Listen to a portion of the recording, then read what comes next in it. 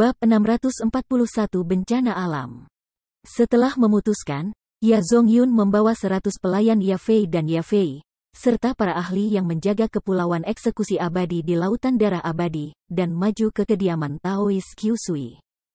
Ya Zongyun dan Yafei tidak mengatakan mengapa mereka akan mencari Taois Kyusui, tetapi kerumunan eksekusi immortal Nusantara masih menantikan untuk melihat kekuatan kepala 9 dewa.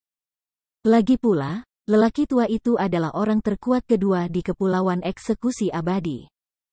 Adapun Yafei, wajahnya penuh kepuasan. Dia, yang harus menanggung kemarahan Kyusui Fuyan, sudah memiliki kesempatan untuk membalas dendam begitu cepat. Dia benar-benar tidak sabar untuk melihat reaksi ketakutan Kyusui Fuyan. Bum gemuruh. Namun, saat mereka mulai bergerak dan sebelum mereka tiba di pulau terapung tempat Kyusui Fuyan tinggal, sebuah ledakan tiba-tiba datang dari langit malam. Mengangkat kepala dan melihat, wajah semua orang kehilangan semua warna. Wajah mereka diliputi keterkejutan, dan di dalam mata bulat mereka yang melebar hanyalah ketakutan. Hahaha. Pada saat itu, banyak orang yang kurang ketabahan mental sudah mulai berteriak. Beberapa bahkan dengan keras ditebus. Pada saat itu juga, di atas 9 surga, di dalam air mata yang sangat besar, sebuah tangan besar ilusi yang menutupi langit datang membanting dari atas. Tangan itu sesekali muncul dan menghilang. Simbol berputar-putar di sekelilingnya, membuatnya sulit untuk menentukan apa sebenarnya tangan itu.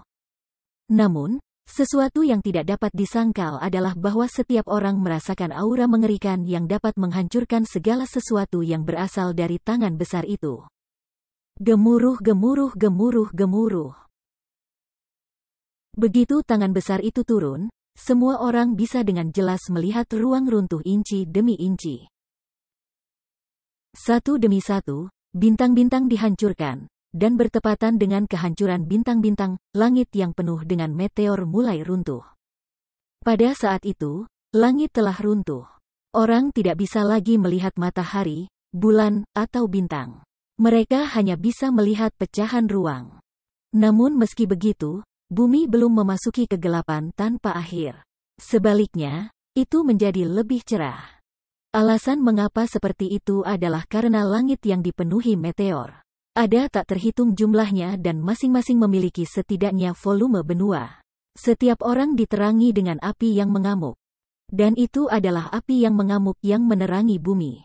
Itu mencerahkannya menjadi merah menyala dari kegelapan pekatnya, dan mencerahkan lautan darah abadi yang berwarna merah darah hingga menyilaukan seperti magma. Lautan darah abadi yang selalu tenang tidak lagi tenang saat ini. Itu menggelegak seperti lava. Lari. Kiamat telah benar-benar tiba. Semuanya lari. Melihat itu, semua orang ketakutan. Mereka bahkan tidak punya waktu untuk memikirkan hal lain, dan reaksi pertama yang mereka lakukan adalah melarikan diri. Melarikan diri, tapi mengesampingkan tangan besar ilusi yang turun secara bertahap yang menutupi seluruh langit, hanya meteor yang ada di mana-mana yang sudah menutupi seluruh wilayah Laut Timur. Kemana mereka bisa melarikan diri? Kakek, apa yang harus kita lakukan? Yafei sudah kehilangan hatinya untuk membalas dendam beberapa waktu yang lalu. Dia yang biasanya angkuh, saat ini juga memiliki wajah sepucat kertas, efek dari ketakutannya. Bahkan tubuhnya sedikit gemetar, dan seperti anak kecil dia tetap dalam pelukan kakeknya, tidak berani bergerak sama sekali. Feier, jangan takut, dengan kakek di sini. Bahkan jika aku telah memberikan nafas terakhirku, aku pasti akan membuatmu tetap aman. Petik 2. Dengan satu tangan, Ya Zongyun dengan erat memeluk Yafei, dan pada saat yang sama, dengan tangan lainnya, meletakkan formasi roh emas. Formasi roh emas tidak menutupi semua orang yang ada di sana. Itu hanya menutupi dirinya dan Yafei. Terlepas dari bagaimana yang lain dari kepulauan eksekusi abadi memohon, dia tidak mau membiarkan siapapun masuk. Alasan dia melakukan itu adalah karena dia tidak ingin menyebarkan lebih banyak kekuatannya untuk melindungi orang lain. Saat itu, dia hanya ingin melindungi dirinya dan cucunya. Jadi, meskipun formasi roh Ya Zongyun yang saat ini diletakkan tidak memiliki area yang terlalu besar, itu dibentuk dengan keseluruhan kekuatan rohnya. Itu hampir menghabiskan semua kekuatan bela dirinya, karena dalam situasi itu, dia benar-benar tidak berani menahan apapun. Akhirnya, dengan kekuatan penuhnya, ia berhasil membuat menara emas kecil dengan tinggi kurang dari 5 meter dan lebar 2 meter. Meskipun menara itu tidak terlalu besar, itu berisi kekuatan formasi roh yang sangat kuat. Itu adalah formasi pertahanan terkuat yang dimiliki Ya Zongyun. Boom gemuruh-gemuruh.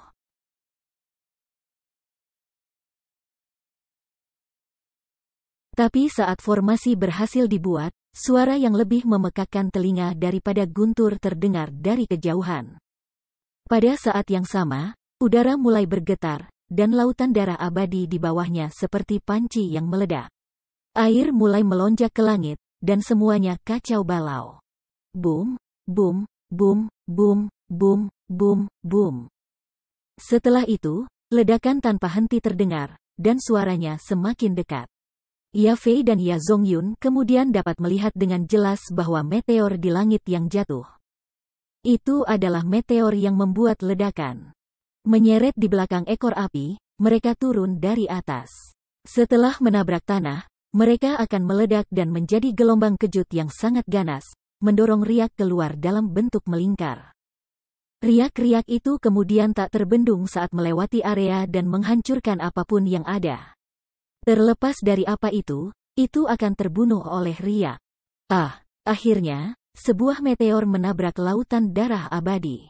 Seketika, laut mendidih dan mengeluarkan air seperti gunung berapi yang meletus. Dan ketika gelombang kejut menyapu, selain Ya Fei dan Ya Zongyun di formasi roh, semua orang menjadi abu. Tidak ada yang tersisa, sekarat dengan sangat teliti. Tetapi meskipun formasi roh menghentikan satu gelombang kejut yang menghantam, retakan muncul dan kekuatannya sangat berkurang. Bagaimana ini terjadi? Mengapa ini terjadi? Kepulauan eksekusi abadi saya baru saja berkuasa, dan wilayah Laut Timur sudah damai. Tuhan, mengapa Anda harus memperlakukan kami seperti itu? Apakah kita melakukan sesuatu yang salah? Ya Zongyun melihat ke langit dan melolong dengan sedikit kebingungan pada tangan besar ilusi yang berhenti di udara dan menyelimuti langit. Pada saat itu, dia, yang biasanya sangat memikirkan dirinya sendiri, tidak lagi memiliki jejak sikap seperti itu. Dan dia benar-benar berubah karena dia menemukan meskipun dia adalah kepala 9 dewa yang dihormati semua orang di wilayah Laut Timur, seorang master kultivasi bela diri. Ketika dia menghadapi bencana sejati, dia sangat tidak berdaya. Dia bahkan tidak memiliki kekuatan untuk melawan. Kakek, ini tidak bagus. Tapi tepat pada saat itu, suara ketakutan Ya Fei yang tak tertandingi tiba-tiba terdengar.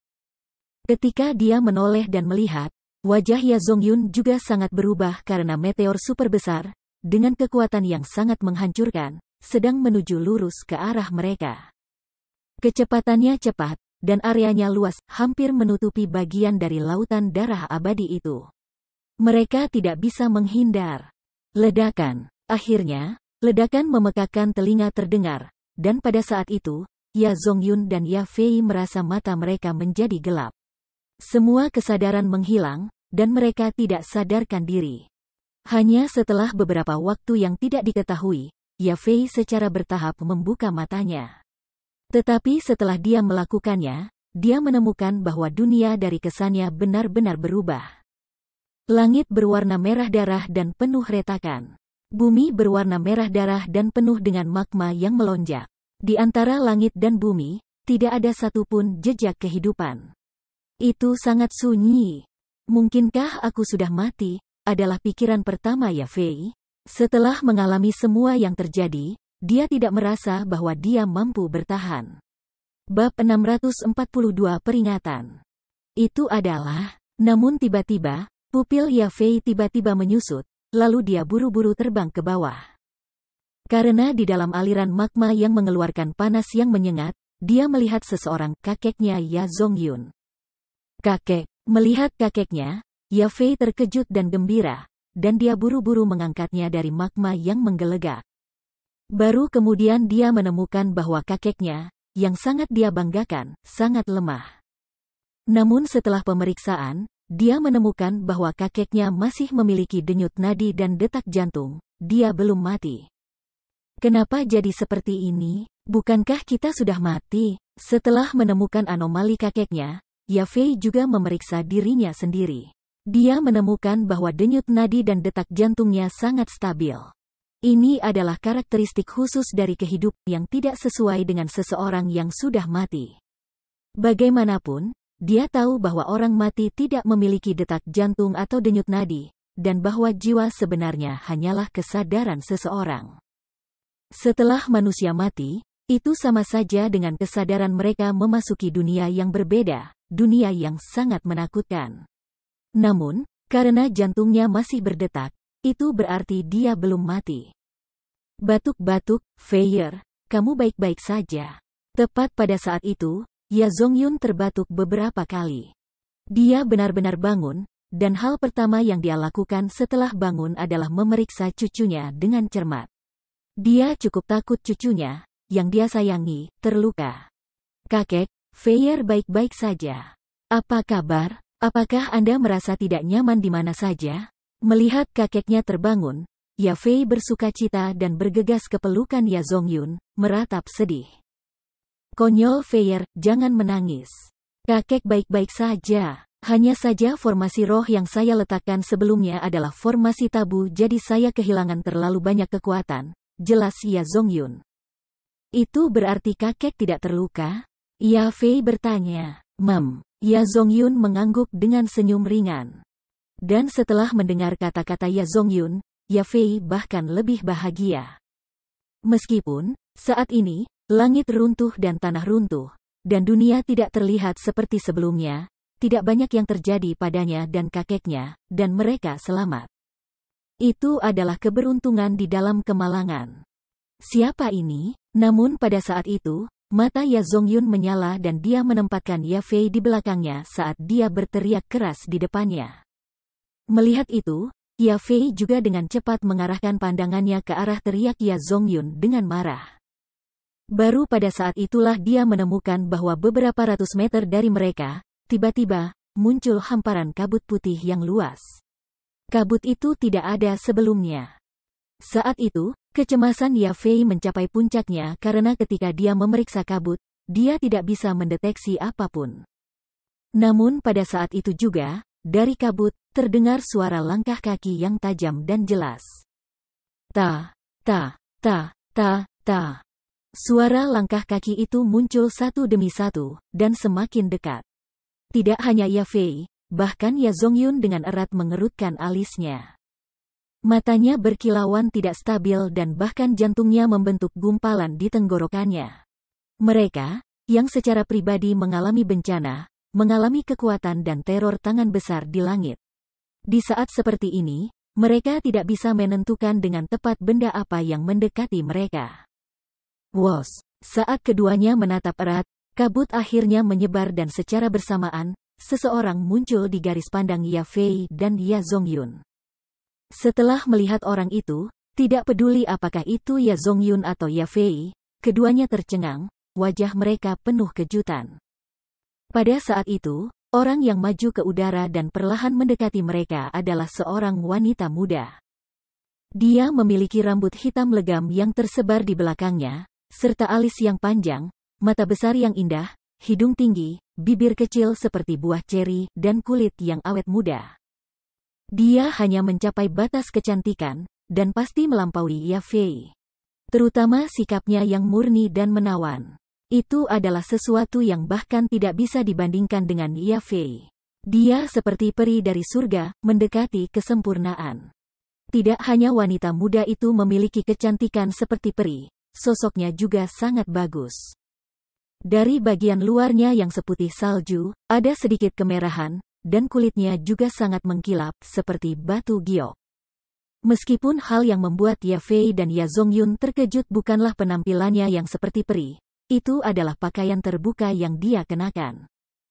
Dia memiliki penampilan yang begitu cantik, sosok yang memikat, tetapi dia mengenakan pakaian yang sangat sedikit.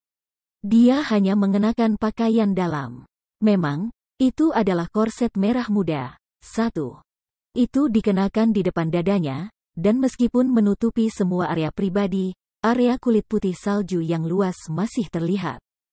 Terutama kakinya yang lurus dan ramping, itu cukup banyak terungkap sepenuhnya di depan mata mereka. Namun selain pakaian dalam berwarna merah muda, wanita muda yang sangat cantik itu juga memiliki ornamen lain. Ada tali kaki indah yang diikatkan di pergelangan kakinya, itu adalah persenjataan elit. Kamu. Saat itu, Ya Fei benar-benar tercengang karena dia mengenali pakaian dalam berwarna merah muda itu. Itu sangat akrab baginya, sama persis dengan yang dikenakan gadis spesial di Lautan Darah Abadi. Jadi, Ya Fei membuat tebakan yang berani.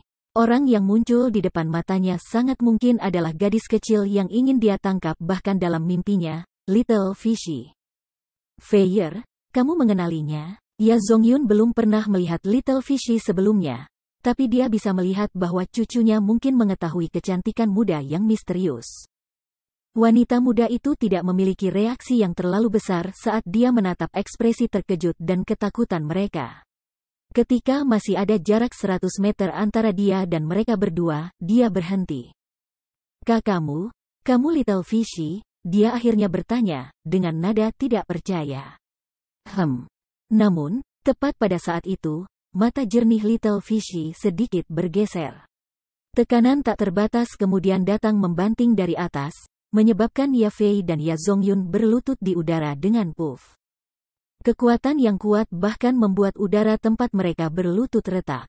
Saat itu, Ya Fei dan Ya Zongyun merasakan kepala mereka memiliki kekuatan yang tak tertahankan. Bahkan bernapas adalah tugas yang sangat sulit, seolah-olah mereka bisa mati kapan saja.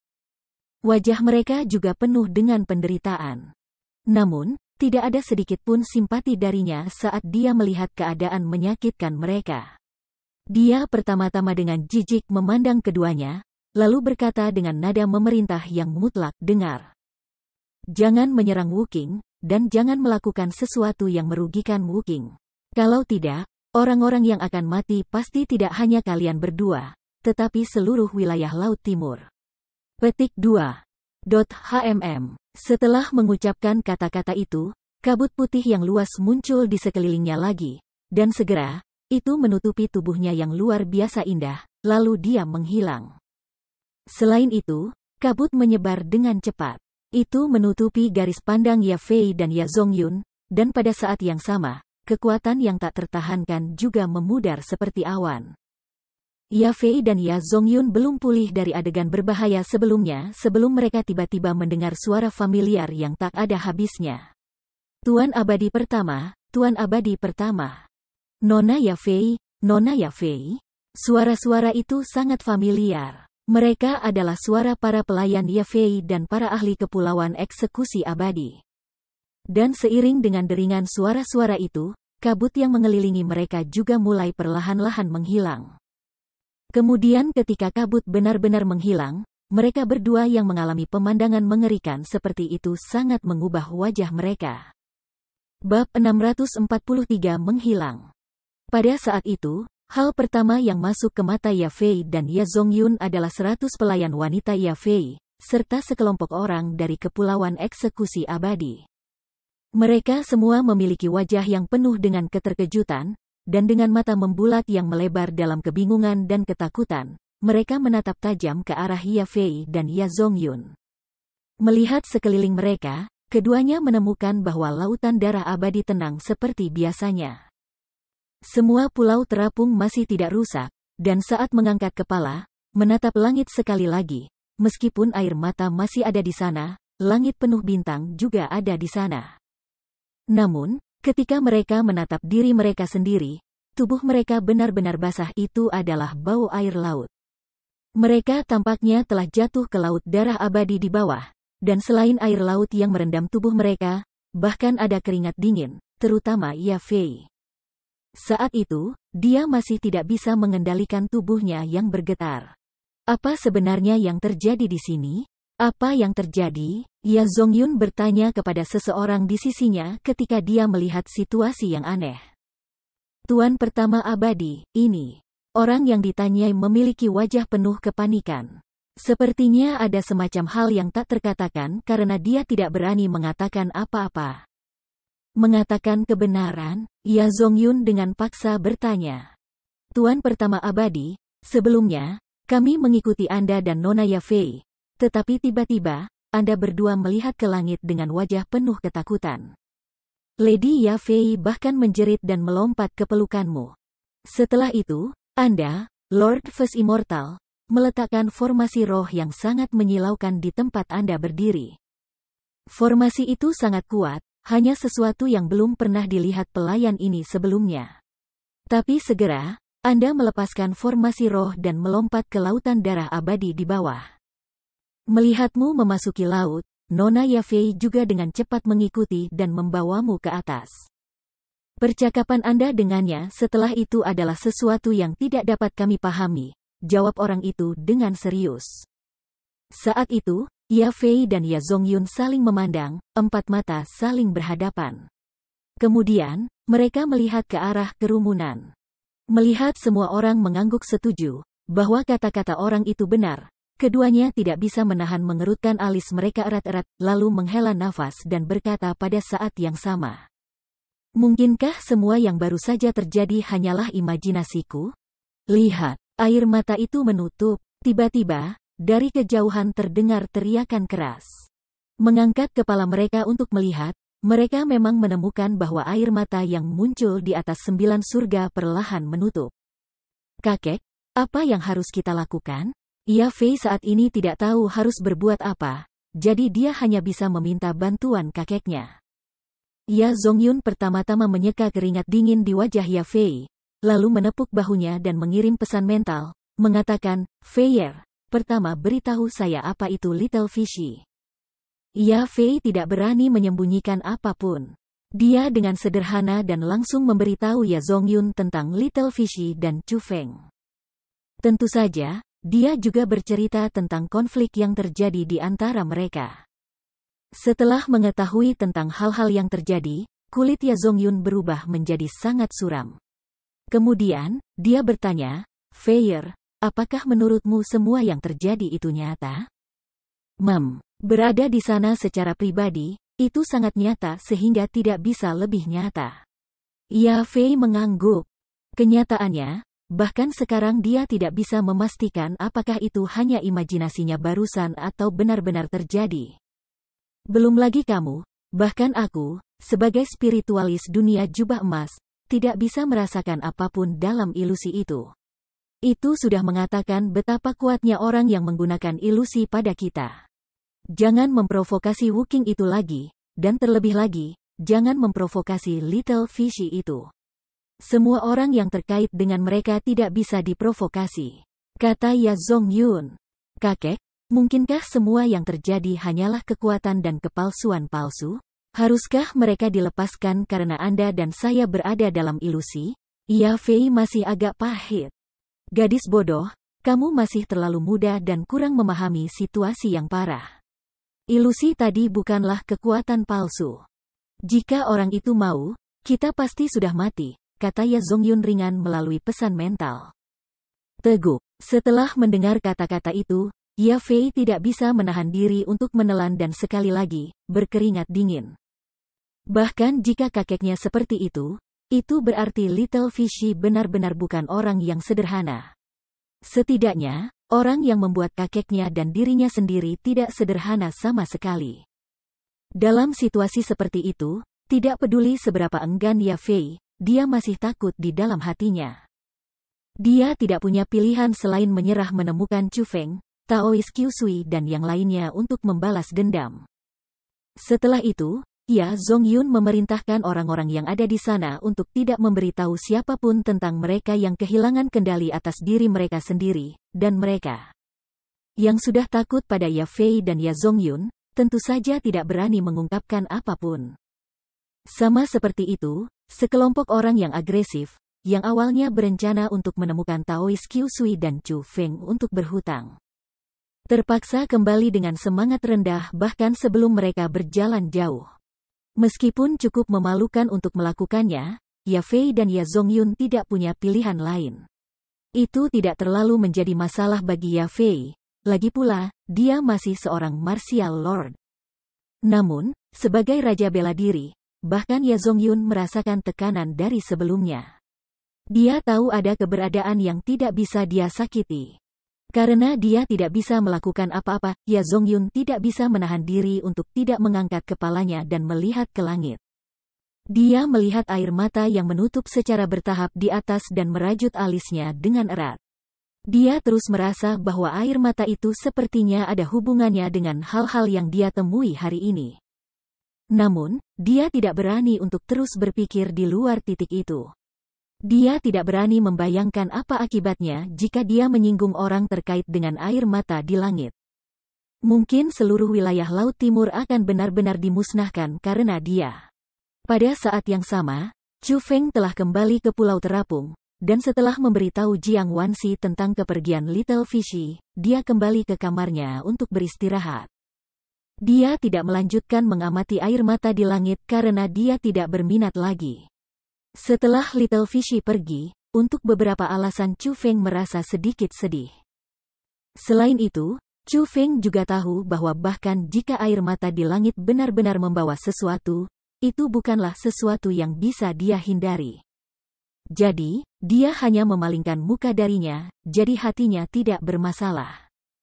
Begitu saja, seperti biasa, malam hitam yang panjang akhirnya digantikan oleh siang lagi. Adapun air mata di langit, itu sudah tertutup sepenuhnya sebelum siang hari, dan menghilang di malam hari. Meskipun ditutup, tidak ada yang menyimpang yang terjadi di lautan darah abadi. Tapi, masyarakat masih menunggu kabar karena mereka tidak percaya bahwa anomali seperti itu tidak akan membawa hal-hal yang tidak normal. Dengan demikian, semua orang menunggu kedatangan berita mengejutkan, dan mengharapkan pertunjukan yang bagus. Namun, sama seperti banyak orang mengajukan harapan mereka dan merindukan berita yang berkaitan dengan fenomena aneh tadi malam, Chu Feng dan yang lainnya telah meninggalkan lautan darah abadi dan pergi ke tempat yang disebut puncak berkabut. Tetapi, pada saat yang sama, di bagian terdalam dari lautan darah abadi, ada seseorang yang dengan cepat berlari seperti cahaya. Akhirnya, dia berhenti, dan jika seseorang mendekat, mereka akan melihat bahwa orang tua buta yang ditemui Chu Feng tepat saat dia memasuki lautan darah abadi. Saat ini, lelaki tua itu memegang sebuah benda yang terbungkus kain hitam di tangannya. Setelah mengepalkan benda itu dengan erat, ekspresi panik yang tak tertandingi muncul di wajahnya, berkata dengan ratapan tanpa suara, "Bagaimana ini bisa terjadi? Mengapa saya tidak bisa merasakan sedikit pun aura? Itu menghilang. Itu bukan di lautan darah abadi. Kemana tepatnya itu pergi? Kemana perginya?" Bab 644 Puncak Berkabut. Setelah beberapa saat bergegas, Chu Feng dan yang lainnya akhirnya tiba di tanah puncak berkabut dari lautan darah abadi. Namun, saat mereka berjalan keluar dari arai teleportasi kuno dan memasuki daratan, mereka tiba-tiba menemukan awan hitam besar muncul di atas permukaan laut yang jauh. Awan hitam menutupi area yang sangat luas. Itu menutupi sebagian kecil dunia, dan di dalam awan hitam, suara guntur terdengar tanpa akhir. Apalagi mereka sangat aneh. Perasaan pertama yang mereka berikan kepada orang-orang adalah kegelisahan, seolah-olah ada beberapa hal yang tidak menyenangkan di dalamnya. Boom! Tiba-tiba, sebuah ledakan yang mengguncang dunia meledak dari awan hitam yang tak terbatas. Gelombang kejut emas muncul, dan menyapu cakrawala, menghancurkan udara, dan beberapa awan hitam juga tersebar secara paksa. Namun, awan hitam itu benar-benar terlalu luas dan segera, mereka menutupi langit lagi. Boom! Namun, tak lama kemudian, ledakan lain terdengar. Gelombang kejut yang lebih kuat muncul, tetapi seperti sebelumnya, dengan cepat ditelan oleh awan hitam. Itu terjadi lagi dan lagi. Tak henti-hentinya, ledakan dan gelombang kejut datang dari awan hitam, dan bahkan mulai membuat jeritan yang sangat menakutkan. Suara itu tidak tampak seperti suara binatang buas biasa. Itu sangat aneh. Mereka yang mendengarnya merasa ketakutan yang tak bisa dijelaskan saat rasa dingin menjalari tulang punggung mereka. Surga, apa yang terjadi di sana? Awan yang begitu mengerikan, dan jeritan yang begitu menakutkan. Di luar teleportasi arai berdiri beberapa orang. Secara alami, hal-hal seperti itu juga menarik perhatian mereka.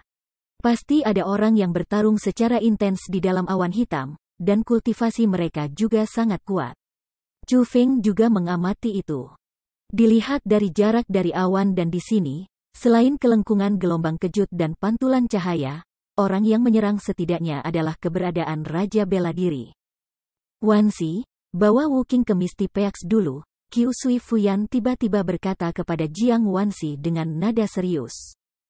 Meskipun dia tahu nama asli Chu Feng, setelah dia menyamar, serta dalam keadaan publik, dia masih akan memanggil Chu Feng Wuking untuk membantunya menyembunyikan identitasnya. Wos, setelah berbicara, Qiu Sui Fuyan melambaikan jubahnya, naik ke udara setelah menjadi pelangi. Kecepatannya cepat dan menarik seruan tanpa henti dari para pengamat. Mereka semua memutuskan bahwa Qiu Sui Fuyan adalah ahli yang tak tertandingi, dan dalam tatapan mereka memandang Chu Feng dan Jiang Wansi dengan juga menjadi sangat hormat. Keduanya bahkan tidak bisa repot dengan perubahan seperti itu dan berhenti mencari. Mereka kemudian terbang ke arah puncak berkabut. Setelah Qiu Sui Fuyan pergi, Chu Feng sebenarnya tidak perlu menahan diri dan menjadi ramah. Semua itu karena keseriusan Qiu Sui Fuyan yang berlebihan serta kekuatannya yang kuat. Chu Feng tahu orang seperti itu menyukai kedamaian, jadi perjalanan mereka, demi perasaan Qiu Sui Fuyan, dia menahan diri sedikit. Junior Wuking, kamu sepertinya agak takut pada tuanku? Jiang Wansi bertanya sambil tersenyum ketika dia melihat perubahan Chu Feng. Tidak takut, hanya menghormati. Chu Feng balas tersenyum, tapi itu adalah kata-kata hatinya. Junior Wuking cukup pintar. Anda telah melihat melalui temperamen tuan saya. Dia memang tidak menyukai kegaduhan dan lebih memilih diam. Namun, meskipun dia biasanya agak ketat, dia memiliki sifat yang sangat baik dan memperlakukan orang lain dengan sangat baik juga, kata Jiang Wansi sambil tersenyum. Tentu saja. Senior Qiu Sui adalah orang yang baik, atau dia tidak akan membantu saya dan Yan Ruyu. Misalnya awan hitam yang baru saja kita lihat. Ini jelas tidak terkait dengan kami, tetapi Senior Qiu Sui pergi ke sana untuk menyelidiki. Alasannya adalah karena dia ingin menghilangkan bencana yang tidak perlu, kata Chu Feng. Junior Wuking, apakah kamu merasa ada yang salah dengan awan hitam tadi? Jiang Wansi bertanya sambil tersenyum. Ada sesuatu yang sangat salah tentang awan hitam. Mereka tampak agak aneh, dan pasti ada bahaya besar di dalamnya, kata Chu Feng. Junior Wuking benar-benar memiliki penglihatan yang bagus. Itu adalah awan jahat, dan pasti ada iblis di dalamnya, kata Jiang Wansi. Setan. Mendengar itu, Chu Feng tidak bisa menahan diri untuk sedikit terkejut, lalu memuji, Jiang Senior adalah orang yang memiliki penglihatan yang bagus. Anda benar-benar telah menganalisisnya secara mendalam. Padahal, aku bertanya-tanya bagaimana kamu melihat ada iblis di dalam, dan iblis apa yang kamu bicarakan ini? Petik 2. Kamu bercanda, Junior Wuking. Bagaimana saya bisa memiliki penglihatan yang begitu kuat? Itu hanya karena saya sudah sering menemani guru ke Misty Peaks, jadi saya pernah melihat situasi ini sebelumnya. Setiap kali kita melihatnya, guru selalu keluar. Setelah itu, aku bertanya padanya sekali. Dia memberitahu saya bahwa Misty Peaks adalah tanah abadi. Itu bisa disebut tempat paling istimewa di wilayah Laut Timur. Namun, itu juga tempat yang paling aneh, karena monster sering muncul. Meskipun ketika monster itu muncul, itu tidak akan meninggalkan tanah Misty Peaks, mereka masih harus segera dibasmi atau akan membahayakan orang yang tidak bersalah yang datang ke Misty Peaks. Adapun monster apa itu, saya tidak tahu, kata Jiang Wansi. Ini benar-benar aneh. Tidak heran saya merasa awan hitam begitu aneh. Mereka memiliki perasaan yang tak terkatakan. Chu Feng sangat terkejut. Setelah tiba di wilayah Laut Timur, dia mengalami banyak hal yang belum pernah dia dengar sebelumnya, jadi dia benar-benar memperluas wawasannya. Sebenarnya, di Misty Peaks, ada Demon Ambush Map. Selama iblis muncul, peta akan memiliki indikasi. Jadi, jika saya tidak salah, orang yang bertarung di awan hitam barusan adalah penguasa puncak berkabut, Piao Miao Senior. Tuanku menuju ke sana hanya karena dia ingin membantunya, lanjut Jiang Wansi. Saya pernah mendengar bahwa Lady Piao Miao adalah ahli tersembunyi nomor 1 di wilayah Laut Timur. Aku ingin tahu apakah rumor itu benar atau salah. Apakah benar-benar ada ahli tersembunyi yang memiliki kultivasi di atas Qiu Sui Senior? Chu Feng bertanya sambil tersenyum. Sebelumnya, dia merasa bahwa orang yang bertarung di dalam awan hitam itu sangat kuat, dan dari kata-kata Jiang Wansi, dia bisa mendengar bahwa Lady Piao Miao tampaknya lebih kuat dari Qiu Sui Fuyan. Jadi Chu Feng benar-benar ingin memastikannya. Tentu saja senior Piao Miao lebih kuat. The Misty Peaks dinobatkan sebagai tanah teraneh di wilayah Laut Timur. Ini berisi hal-hal baik yang tak terbatas dan Kepulauan Eksekusi Immortal telah mengunci mata mereka untuk waktu yang lama. Tetapi alasan mengapa mereka tidak berani menempatinya hanya karena mereka takut pada satu orang, kata Jiang Wansi. Ini Lady Piao Miao? Chu Feng bertanya. Tepat, Jiang Wansi menjawab. Saya tidak berharap Lady Piao Miao mencapai tingkat kekuatan ini. Bahkan Kepulauan Eksekusi Abadi takut padanya. Petik 2. Chu Feng merasa tercengang. Meskipun dia sudah lama tidak berada di wilayah Laut Timur, dia sudah, kurang lebih, melihat betapa kuatnya itu. Orang harus tahu bahwa kekuatan besar, Kepulauan Eksekusi Abadi, memang seperti matahari di langit saat ini. Namun, Lady Piao Miao mampu membuat Kepulauan Eksekusi Immortal takut. Dari situ, bisa dilihat betapa mengesankannya keberadaan dia. Tapi tentu saja, Piao Miao Senior adalah wali terpilih dari puncak berkabut. Bakat kultivasinya sangat tinggi. Dan saya pernah mendengar tuan saya mengatakan bahwa Piao Miao Senior mendekati usia 1000 tahun. Padahal, dia masih sehat sekarang dan tidak ada masalah baginya untuk hidup beberapa ratus tahun lagi, kata Jiang Wansi diam-diam, seolah-olah itu rahasia. Dia benar-benar hidup selama itu? Kultivasi apa yang dia miliki? Petik 2. Setelah mendengar kata-kata itu, Chu Feng, sekali lagi, terkejut. Seseorang yang hidup hampir 1000 tahun, dan dapat terus hidup selama beberapa ratus tahun lagi. Bukankah kultivasi orang itu sangat tinggi? Kalau tidak, bagaimana dia bisa mendapatkan umur panjang seperti itu? Tidak. Namun, Jiang Wansi menggelengkan kepalanya pada pertanyaan Chu Feng, lalu berkata, kultivasi Piao Miao Senior tinggi, itu tidak terbantahkan. Tetapi itu tidak terlalu tinggi sehingga dia bisa memperoleh umur panjang melalui kultivasi. Alasan dia bisa, bagaimanapun, adalah karena puncak berkabut. Junior Wuking, seperti yang saya katakan, puncak berkabut adalah tanah paling aneh di wilayah Laut Timur, dan itu disebut tanah abadi. Anda harus tahu bahwa kata abadi tidak diucapkan dengan santai. Petik 2. Bab 645 Realem Immortal menandai bela diri. The Misty Peak benar-benar tampak sangat istimewa. Senior Jiang, tolong jelaskan mereka sehingga junior ini dapat memiliki pemahaman yang lebih baik. Mendengar sampai saat itu, Chu Feng memiliki pemahaman baru yang lengkap tentang puncak berkabut. Sebelumnya, dia bahkan berpikir bahwa puncak berkabut hanyalah puncak biasa. Dan itu hanya terkenal karena para ahli tersembunyi tinggal di sini. Bersama dengan salah satu keindahan besar wilayah Laut Timur, Qiu Zhu. Tapi melihatnya sekarang, sepertinya sangat berbeda. Chu Feng juga tahu bahwa ada alasan mengapa tempat khusus itu istimewa.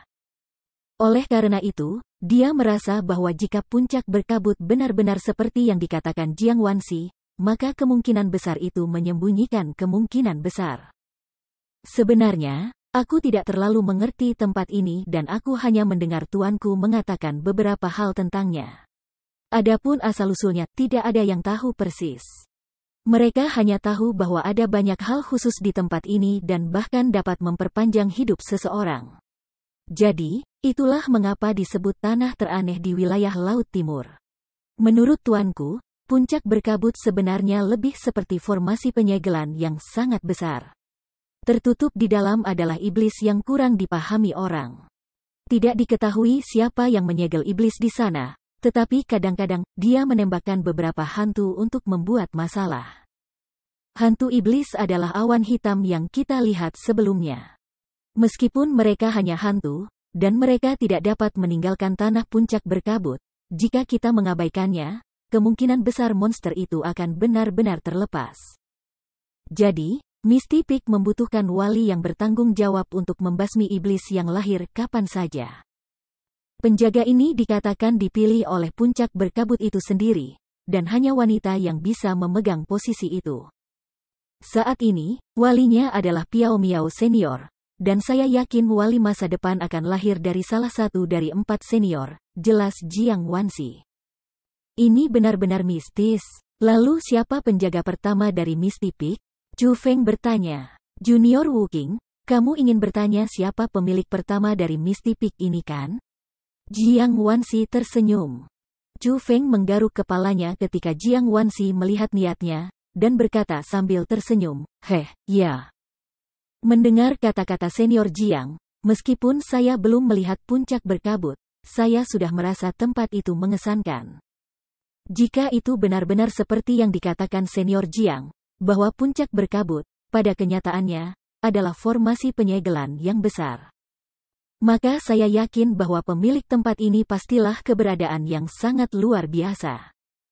Kalau tidak, bagaimana mereka bisa memiliki hasil karya yang begitu bagus? Jika saya tidak tahu nama besar orang seperti itu benar-benar akan menjadi semacam penyesalan. Pada saat itu, Jiang Wanxi menggelengkan kepalanya, dan berkata, puncak berkabut telah ada selama beberapa generasi, dan tidak ada yang tahu siapa pemilik pertama. Namun, dari apa yang saya dengar, di Misty Peak ada beberapa mural yang terukir, dan melihat dari beberapa tanda dan simbol dalam formasi, Misty Peak seharusnya berasal dari era kuno. Petik 2. Zaman dahulu, artinya Misty Peak ini benar-benar misterius. Semakin banyak, saya ingin melihat seperti apa sebenarnya. Setelah mendengar kata-kata itu, kerinduan melonjak di mata Chu Feng. Jangan khawatir. The Misty Peak benar-benar tidak akan mengecewakanmu. Jiang Wanxi tersenyum sangat percaya diri. Setelah perjalanan lebih cepat, Chu Feng menemukan bahwa mereka memasuki wilayah laut yang luas dan tak berujung sekali lagi. Memikirkan kembali ketika Jiang Wanxi mengatakan puncak berkabut tidak terlalu jauh, Chu Feng tidak dapat menahan diri untuk berpikir bahwa itu sangat mungkin adalah pulau yang indah. Namun, Chu Feng segera menemukan bahwa dia salah karena hal yang akhirnya muncul di depannya adalah area awan putih yang sangat besar. Area awan putih sangat besar, dan bentuknya sangat indah, seolah-olah dibentuk oleh selimut permen kapas berukuran super yang tak terhitung jumlahnya. Bahkan masuk akal untuk mengatakan bahwa itu adalah awan putih terindah yang pernah dilihatnya. Dan setelah melewati awan putih yang tak berujung, Chu Feng tanpa sadar tercengang, dan tidak bisa menghindari menghirup udara. Itu karena dia dengan heran menemukan di awan putih yang jauh, di sana berdiri barisan pegunungan yang terapung. Barisan pegunungan itu tidak curam yang menembus awan putih. Itu benar-benar tumbuh di atas awan putih. Apalagi pegunungan itu sangat indah.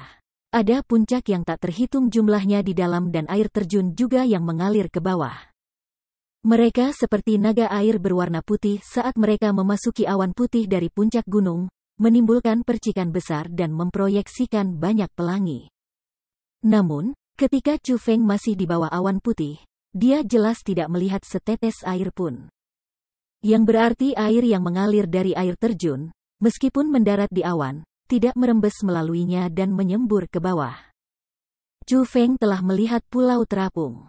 Selama jumlah formasi yang tepat ditambahkan, itu sebenarnya tidak sulit. Lautan darah abadi memiliki banyak dari mereka. Namun, itu adalah pertama kalinya Chu Feng melihat pegunungan yang begitu besar mengambang. Dia sama sekali tidak berani membayangkan formasi seperti apa yang diperlukan untuk mempertahankannya. Dia hanya tahu bahwa teknik yang sangat kuat diperlukan, dan singkatnya, itu adalah sesuatu yang bahkan tidak bisa dia sentuh. Yang paling penting, puncak berkabut sudah dibangun di atas awan putih. Tetapi pada saat itu, saat mereka menginjak puncak awan putih dan melihat ke atas, Chu Feng dengan heran menemukan bahwa di langit yang jauh ke atas, masih ada putih yang lebih indah. Awan. Awan diposisikan terlalu tinggi dan meskipun Chu Feng sudah bisa terbang, dia juga tahu bahwa dengan kekuatannya saat ini, dia masih belum bisa mencapai ketinggian itu. Selanjutnya, meskipun awan putih perlahan-lahan melayang, mereka masih tertinggal di puncak berkabut. Itu berarti bahwa awan putih mungkin tidak terbentuk secara alami, tetapi dari semacam formasi yang kuat. Harus dikatakan bahwa meskipun dia sudah tahu betapa istimewanya puncak berkabut bahkan sebelum tiba, ketika dia benar-benar melihatnya, Chu Feng masih merasa pemandangan itu sangat menyenangkan. Pada saat yang sama, Chu Feng bahkan lebih ingin tahu tentang ciptaan siapa yang hebat itu. Bagaimana puncak berkabut ini? Dari apa yang saya lihat, itu harus disebut pegunungan terapung, kata Chu Feng bercanda setelah memuji. Junior Wu Qing benar-benar komedi. Setelah mendengar kata-kata Chu Feng, Jiang Wanxi tidak bisa menahan tawa sambil menutupi mulutnya. Kemudian, dia berkata, mistis dari puncak berkabut tidak berhenti di situ. Junior Wu Qing, Anda melihat awan putih di atas kan? Awan itu dan yang ada di bawah kaki kita adalah bagian dari formasi puncak berkabut. Awan putih yang mengambang di udara akan menghasilkan suhu yang berbeda sesuai dengan perbedaan waktu. Hal itu menyebabkan Misty Peak mengalami perubahan langka di 4 musim. Biasanya, daerah ini hangat sepanjang tahun. Ini cukup jelas ketika musim semi, musim panas, dan musim gugur muncul, tetapi musim dingin, pada kenyataannya, tidak ada. Menggunakan formasi untuk membuat perubahan di 4 musim, itu benar-benar mengesankan. Semakin dia mendengar penjelasan Jiang Wanxi, semakin Chu Feng memuji betapa istimewanya tempat itu, dan terlebih lagi. Dia tahu apa yang disebut tanah paling aneh di wilayah Laut Timur. Itu benar, Senior Jiang, bukankah puncak berkabut adalah tempat di mana Nona Piao Miao tinggal sendirian? Mengapa ada begitu banyak pembudidaya muda di jalan di sini?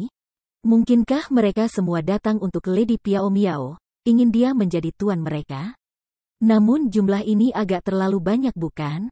Petik 2. Tiba-tiba, Chu Feng bertanya dengan rasa ingin tahu karena di jalan sana, dia benar-benar melihat banyak pembudidaya dengan kultivasi yang layak.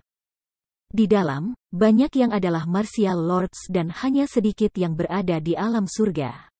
Selain itu, mereka tidak tua, tidak ada satupun yang berusia lebih dari 30 tahun. Itu membuat Chu Feng curiga. Pada awalnya, Chu Feng menganggap orang-orang itu hanya datang untuk mencari master, lagi pula, nama Lady Piao Miao begitu tersebar luas. Tapi semakin dekat mereka sampai ke puncak Misty, semakin Chu Feng merasa ada yang tidak beres. Mengesampingkan bahwa orang-orang yang ada di sana bisa disebut naga di dalam manusia, usia muda namun memiliki kultivasi yang sangat kuat, hanya jumlahnya saja berarti ada yang salah. Karena jumlahnya terlalu banyak. Jiang Wanxi pertama-tama terkekeh dengan mulut tertutup ketika dia mendengar pertanyaan Chu Feng, lalu berkata kepada Chu Feng dengan tegang. Sepertinya Junior Wu Qing masih belum tahu banyak tentang hal-hal di wilayah Laut Timur. Jiang Senior, apa yang sebenarnya terjadi? Chu Feng bertanya dengan rasa ingin tahu saat dia berhasil ditangkap oleh ketegangan. Mereka semua harus datang ke alam abadi penanda bela diri, Jiang Wanxi berkata.